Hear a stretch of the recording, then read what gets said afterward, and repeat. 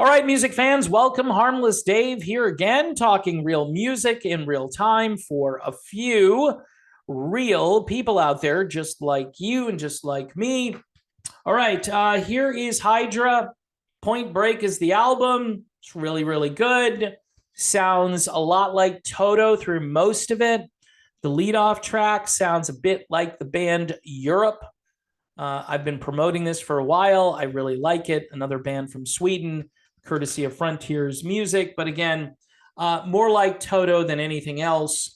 Toto, by the way, still on tour with Journey next year. I know there are a lot of people on the internet that are like, yeah, it's done. They're over with. It's finished. It's so finished that they just hired a new manager. Now, again, you could say, well, they're just managing the chaos as they, circle the drain and they're about to go down the drain. But nope, I'm not buying that for a second. In fact, from what I know, and I knew about the manager thing about a week ago, but I was sworn to secrecy. I was told, don't say anything or we're going to have to come after you. So like that hasn't happened before. Anyway, I'm just kidding. Nobody said they were going to come after me, at least not in that way. But Journey does hire a new manager, according to Billboard magazine. I didn't know who the manager was going to be. Here's a little bit of breaking news, and it's really not that important, but it wasn't in the article, and nobody has, said it out loud, but both John and Neil agreed to hiring a new manager. So that's kind of big news.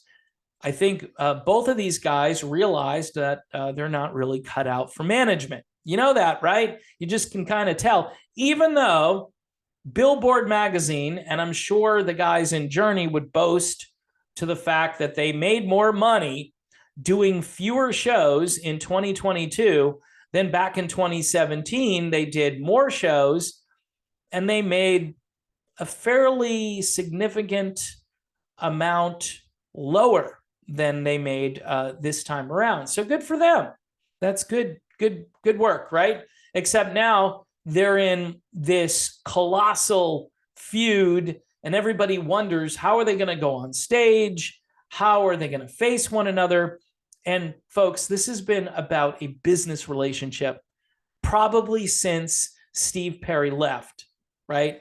Maybe initially there was still a little bit of that vibe where we're this band moving forward and we're still creative and we're going to change the world and our next album could be the best album we've ever recorded.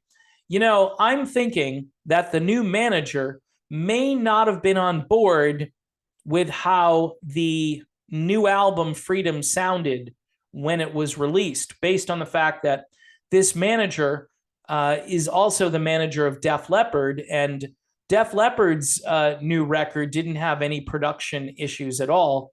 It was really amazing. And I'm not saying the material on Journey's album Freedom isn't good. It's really good material. But again, the finished product just doesn't kind of have that, what you'd expect really from a band like Journey. It just does not sound as good as it should. Anyway, here are the details reported by Billboard magazine. Journey's new manager, Mike Kobayashi, confirmed late Tuesday he was just hired over from the player managers Neil Schon and Jonathan Cain after a roller coaster year. Billboard goes on to talk about the internal squabble over an American Express card, and it's not just about an Amex card. Anyway, lead guitarist Sean sued Cain last month, and Cain responded that Neil is running up enormous personal charges on an account that Neil says he doesn't have access to. So it'll be interesting how this all plays out in court. They mentioned that former frontman Steve Perry filed an action in U.S. trademark court in September to stop the trademarking process on tunes like Wheel in the Sky. Kobayashi, who also manages fellow Road Warriors Def Leppard, did not respond to requests for further comment on his new position with Journey. Now, listen to this, right? This is typical Billboard magazine. Billboard doing nothing really to promote the music of bands that maybe are past their prime, but put out really good music, okay?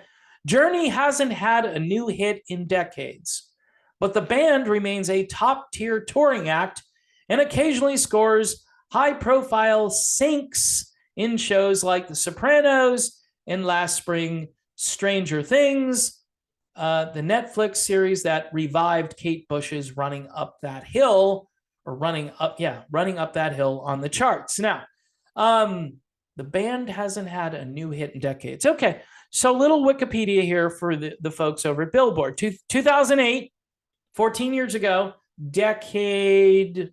No, it's just 1 decade plus 4 years. 2 songs on the adult contemporary charts, number 9 song, and a number 19 song. Where Did I Lose Your Love peaked at number 19 on the adult contemporary charts. And after all these years, which was getting radio airplay, including on the Delilah show, peaked at number 9 on Billboard's adult contemporary chart. That's a top 10 hit. That's a top 10 Billboard AC chart hit. Stayed on the chart for over 23 weeks. So Billboard magazine is wrong about the fact that the band hasn't had a hit in decades, plural. If you go back to 2002 or 2001, there's another AC chart song called All the Way, featuring Steve Augeri from the underrated album Arrival. And yes, I do enjoy some of the post-Steve Perry Journey music. I think their latest album, Freedom, is really good, except for the fact that the production just wasn't really up to par. The finished product should have sounded better, and it didn't. Anyway, Journey has a new manager, and they've got a tour coming up. And according to sources close to me, these tickets are selling like hotcakes. They make great Christmas gifts.